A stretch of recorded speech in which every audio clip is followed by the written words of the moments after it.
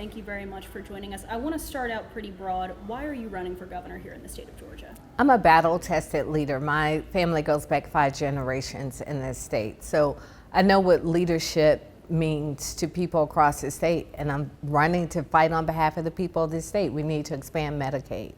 We need to fully fund pre-K.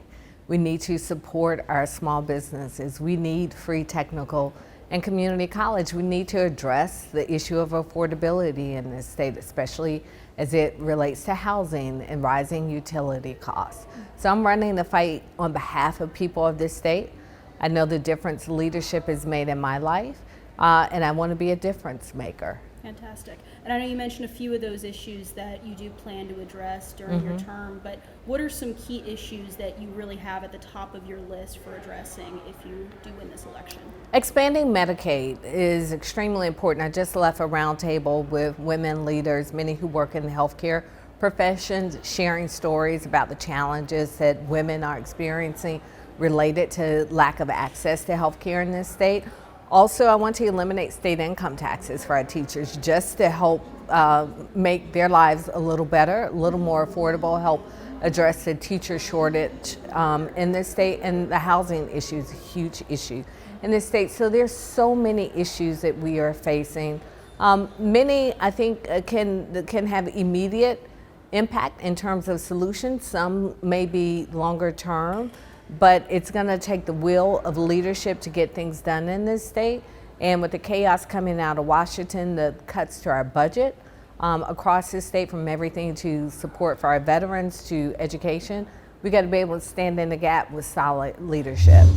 We hear a lot of concerns about affordability in our area and in the entire state. What are some things that you would do to ease the cost of living on Georgians? One example is an affordable housing trust fund that I want to create and expand statewide. I was able to do it when I served as mayor of Atlanta.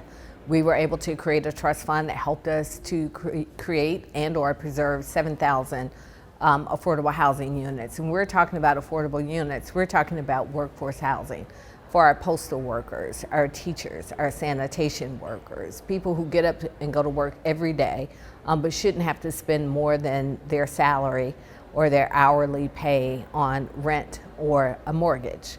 I think a trust fund in this state can go a long way to help with down payment assistance. It can go a long way to help with grants, et cetera, things that can help people be able to afford to live in dignity. Absolutely. And you've said in the past that Georgia's school funding model is outdated. What do you believe needs to change, and how would this further benefit schools in Georgia?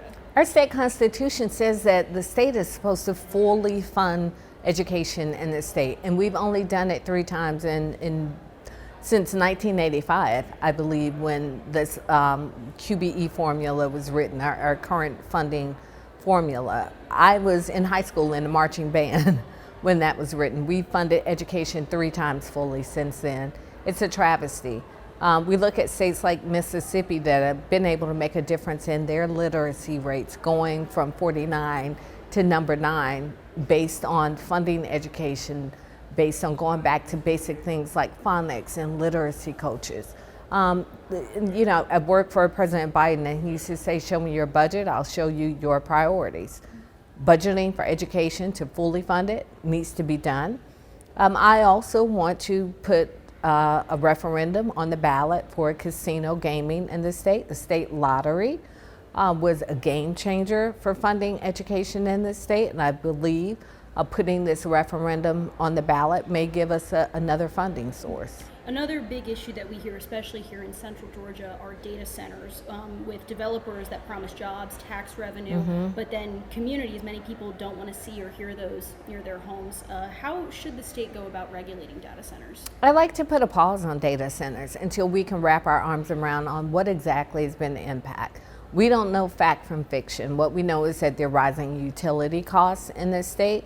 We know that there are concerns about the environmental impact, but we don't have all of the information to make an informed decision. I want to put a pause on construction of them till we can gather all this information, getting leaders from whether it be from data centers, utility sector, to environmentalists at the table, to people who are directly impacted, so we can get feedback and see how we need to proceed as a state. Okay, thank you for that.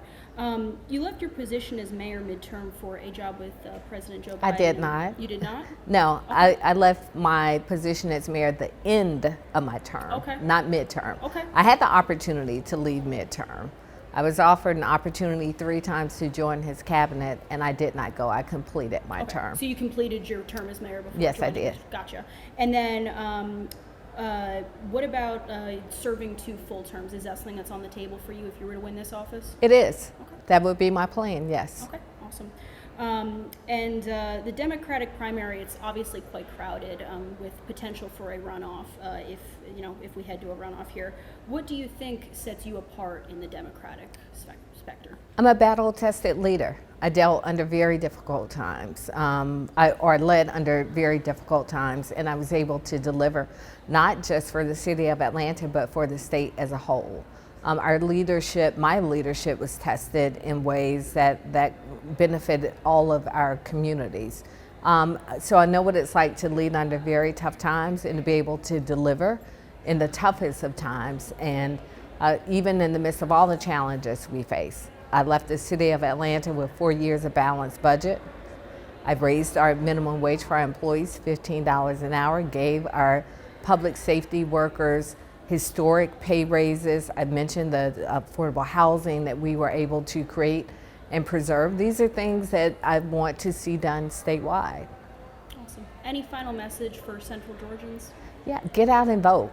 I'm not a stranger to Central Georgia. I used to work in Macon, actually. So I'm not a stranger to the area. I know how important this area is, and I absolutely won't be elected without Central Georgia. It's the reason I've been here so many times during this campaign. To get to Macon is about an hour and 20 minutes from my house. I can get here faster than some places in Metro Atlanta. So I won't be a stranger, and I'm just hoping to earn support. Fantastic. Thank you very much. Thank you. Great to Appreciate meet taking the you. time. Very nice to meet you.